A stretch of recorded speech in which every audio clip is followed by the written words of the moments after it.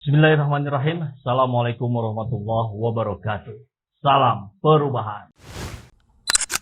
Lebih dari sepekan yang lalu beredar kabar kalau Ketua Umum Partai Rakyat yang namanya nggak usah kita ingat-ingat mengatakan kalimat pembelaan yang entah dasarnya dari mana soal pernyataan Pak Dudung yang Allah bukan orang Arab. Jadi seperti yang dikutip dari cnn.co.id edisi 8 Juli yang bersangkutan bicaranya begini. Belakangan kita dipertontonkan politisasi agama oleh gerombolan yang itu-itu saja. Agama dan ketuhanan ditafsirkan semau-maunya demi kepentingan-kepentingan sesaat mereka. Dari penafsiran ayat, penafsiran tentang konsep ketuhanan, hingga penafsiran pasal 156A KUHP tentang penodaan agama. Kata politisasi agama adalah rangkaian kata yang akan selalu dijadikan senjata oleh musuh Islam. Ingatkah sahabat? Kalau permintaan untuk memisahkan agama dari politik bukanlah hal yang baru bagi bangsa ini. Permintaan tersebut pernah diucapkan oleh petinggi PKI DNID dan musuh-musuh Islam lainnya. M. Natsir, mantan ketua dari Partai Masyumi dan mantan Perdana Menteri Indonesia, pernah menyatakan Islam beribadah akan dibiarkan, Islam berekonomi akan diawasi, Islam berpolitik akan dicabut seakar-akarnya. Apabila kita sempat membaca Kapitas Selecta, sebuah buku yang merangkum tulisan, pidato, dan wawancara dari M. Natsir, maka kita akan melihat betapa kerasnya upaya para musuh Islam dalam memisahkan Islam dari kancah politik.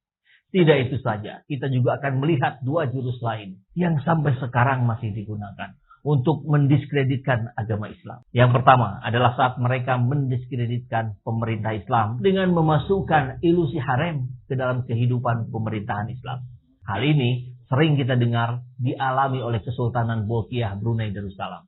Salah satunya adalah saat Jilian Lauran memberikan pengakuan tanpa bukti tentang dirinya yang adalah mantan gundik di Kesultanan Brunei.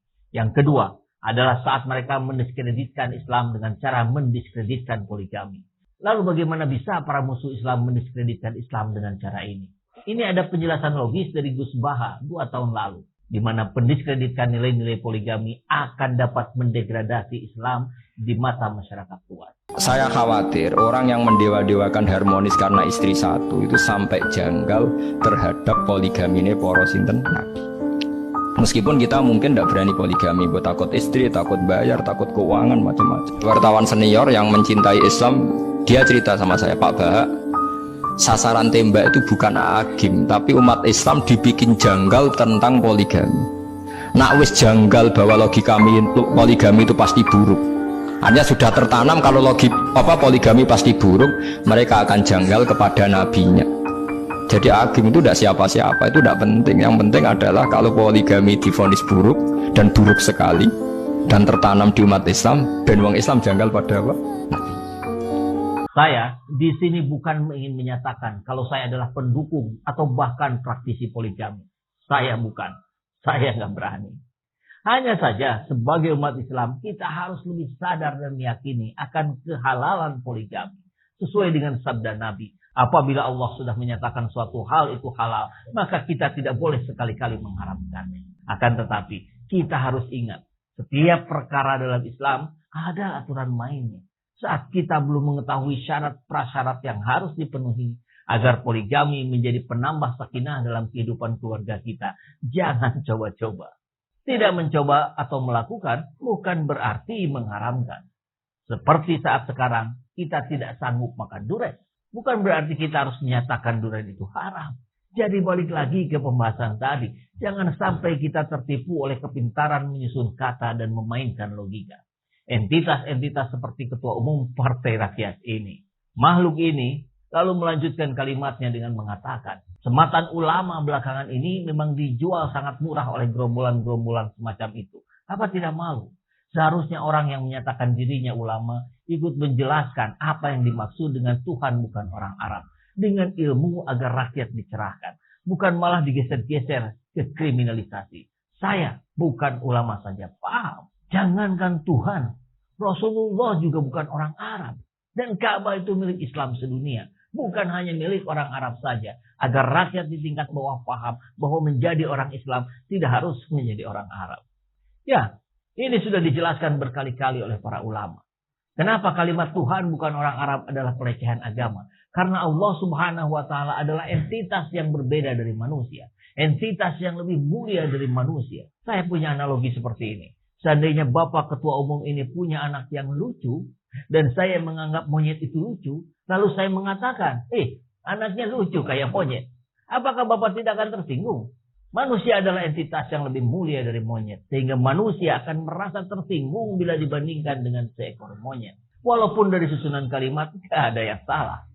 Nah, kalau perkara dia ngomong Islam bukan hanya untuk orang Arab, itu sangat betul. Islam itu diperuntukkan untuk seluruh manusia dari negara manapun, ras apapun, latar belakang apapun.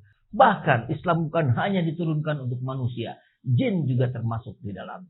Tapi kalau dia ngomong Rasulullah bukan orang Arab, saya no comment aja deh. Nanti kalau dia udah belajar geografi, boleh deh saya komentarin lagi. Nah, ini ada satu orang lagi yang gak paham Islam, tapi ngocehin agama Islam. Dari Suara Surakarta edisi 14 Maret. Kita dapat kabar kalau ada pendeta yang menyatakan dukungannya terhadap aturan Menagih soal aturan Toa. Tapi masalahnya dia juga mengatakan kalimat begini. Kalau perlu Pak, 300 ayat Al-Quran yang menjadi pemicu hidupnya toleransi atau radikalisme itu dihapus Pak. Karena sangat berbahaya. Wow. Ini orang-orang mudeng. Menak bukan wali apalagi nabi. Bila Nabi Muhammad SAW saja tidak boleh mengganti isi Al-Quran, masa Yakut bisa? Jangankan 300 ayat Pak, bahkan 1 ayat pun tidak ada yang sanggup mengubahnya. Al-Quran adalah kumpulan wahyu yang mutlak, tidak bisa diubah dengan tangan-tangan kotor manusia. Al-Quran adalah 30 juz, 114 surat. Sedangkan untuk jumlah ayat memang berbeda-beda di setiap mazhab. Al-Madani Al-Awal berjumlah 6.217 atau 2014 ayat. Al-Madani Al-Akhir berjumlah 6.214 ayat. Al-Masih berjumlah 6.220 ayat. Asyam berjumlah 6.226. Al-Kufi yang dipergunakan di Indonesia berjumlah 6.236 ayat. Al-Basi 6.205 ayat dan Al-Himsi berjumlah 6.232 ayat. Al-Quran itulah yang kami yakini. Tapi kalau Bapak pengen hapus 300 ayat dalam Al-Quran, boleh-boleh saja. Tapi bikin agama baru, Pak. Macam Lia Eden. Terima kasih sudah menonton video ini sampai akhir. Bila sahabat semua tertarik untuk menonton video-video seperti ini, sahabat bisa memberikan dukungannya kepada kami dengan membeli merchandise yang ada di bawah ini.